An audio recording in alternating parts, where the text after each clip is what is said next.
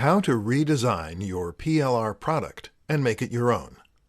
PLR products are appealing to a lot of marketers and resellers because they give them the freedom to resell the product without limit, thereby making potentially endless profit from just a single modest purchase. But this isn't the only advantage of PLR products.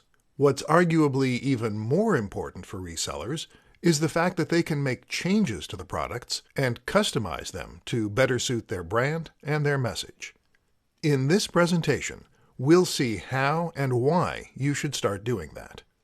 Adding your branding.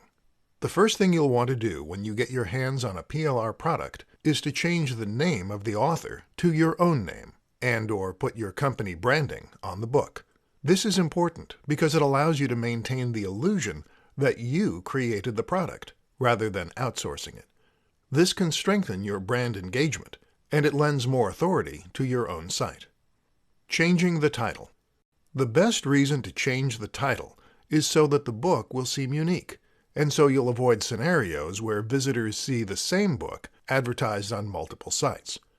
It's also possible to somewhat change the audience and tone of the book by changing the title, even without editing the contents. Changing the cover. Changing the cover of your book is something you'll do through image editing software, such as Photoshop.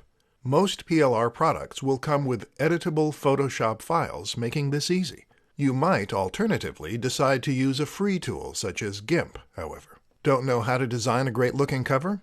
Then you might consider finding a freelancer to do the work for you on Fiverr, 99 Designs, or Upwork. Changing the contents. Changing the actual contents of your book can serve many purposes, whether you're aiming to change the tone of the book or whether you want to add extra content in order to increase the potential value. You can even use this as a way to add affiliate links and thereby profit even more from your sales.